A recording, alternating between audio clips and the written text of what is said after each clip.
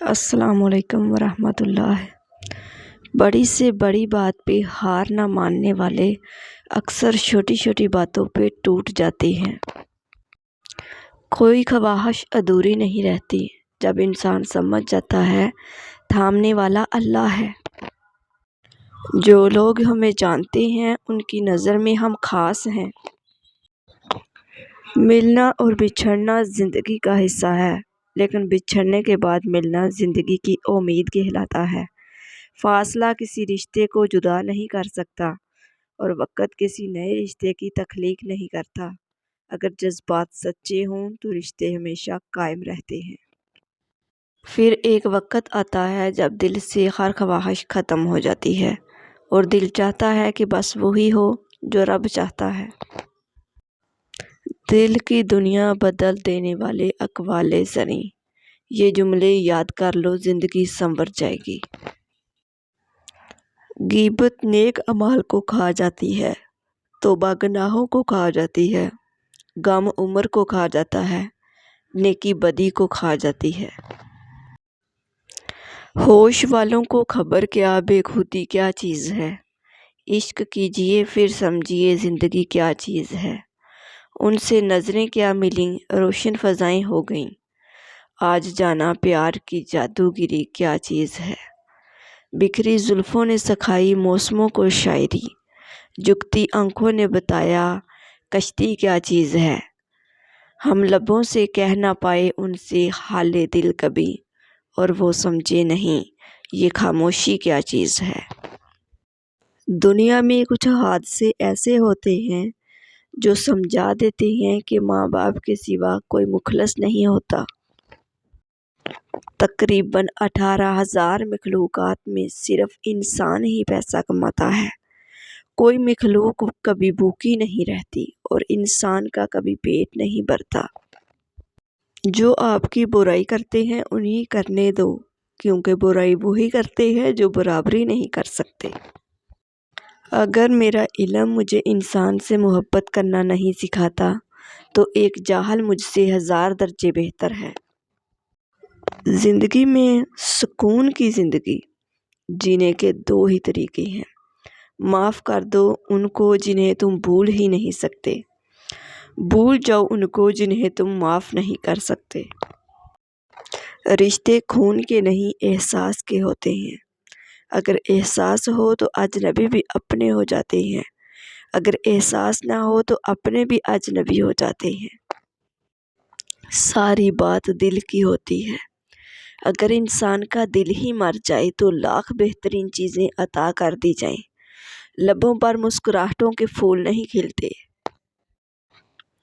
کبھی کسی کو یہ مت بتائیں کہ اس کا ہونا آپ کے لیے کتنا ضروری ہے، بس خاموش رہیں، امیدیں نہ لگائیں، خدشات بڑھ جائیں گے، بے سکونی رگوں میں اذیت بن کر ناچے گی۔ کبھی کسی کو اپنے جینے کی وجہ نہ بتائیں۔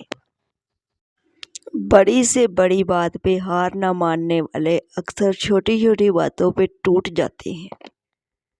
آپ اکثر جنہیں بے وقوف سمجھ رہے ہوتے ہیں، دراصل وہ اپنی اچھی تربیت کی وجہ سے آپ کی حرکتیں نظر انداز کر رہے ہوتے ہیں، اس لیے آپ کو بے وقوف نظر آتے ہیں، ورنہ زبان ان کے منہ میں بھی ہوتی ہے اور یقیناً آپ سے بہتر دماغ بھی ہوتا ہے۔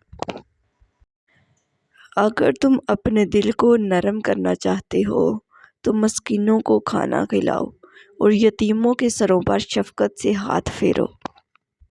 شکر کرنا سیکھو، اتنا ملے گا کہ تھک جاؤ گے۔ کوئی خواہش ادھوری نہیں رہتی جب انسان سمجھ جاتا ہے کہ تھامنے والا اللہ ہے۔ ہمیشہ ایسے آدمی کو چنا کرو جو آپ کو عزت دے، کیونکہ عزت محبت سے کہیں زیادہ خاص ہوتی ہے۔ جھوٹ کی رفتار بہت تیز ہوتی ہے، لیکن منزل پر سچ ہی پہنچتا ہے۔ مرنا کوئی جسم پر ہی لازم نہیں، مرتا تو اعتبار بھی ہے، دفن تو بھروسہ بھی ہوتا ہے، مردہ تو ضمیر بھی ہوتا ہے۔ ہر بقا کو فنا ہے اور ہر فنا میں بقا ہے۔ یہ ایک متواتر عمل ہے جو کبھی نہیں رکتا۔ ایک جذبے کی موت دوسرے کی حیات ہے۔ پھر ایک وقت آتا ہے جب دل سے ہر خواہش ختم ہو جاتی ہے اور دل چاہتا ہے کہ بس وہی ہو جو رب چاہتا ہے۔ نصیب کی تختی کوئی پڑھ نہیں سکتا، اس کی لکھائی تو تب ہی سمجھ آتی ہے جب لکھا ہوا پورے ہونے کو ہوتا ہے۔ توبہ کرنے والوں کی صحبت میں بیٹھو کیونکہ وہ سب سے زیادہ نرم دل ہوتے ہیں۔ یقین کریں باپ دنیا کا وہ واحد شخص ہے جو خود سے بھی زیادہ آپ کو کامیاب دیکھنا چاہتا ہے۔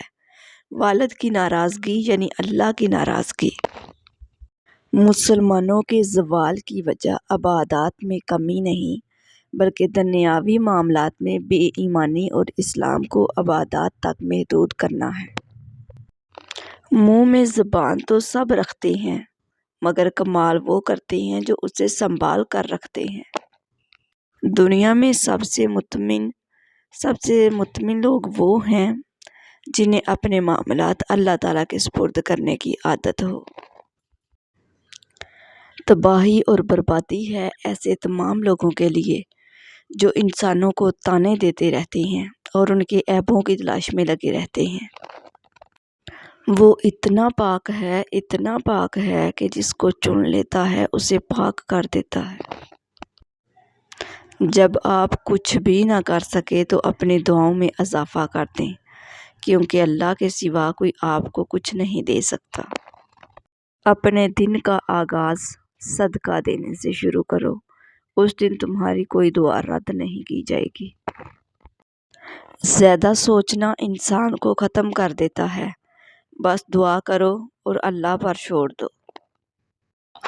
حضرت علی نے فرمایا اگر کسی کی تکلیف دیکھ کر تمہیں تکلیف ہونے لگے تو سمجھ لینا تم اللہ کے بنائے بہترین انسان ہو۔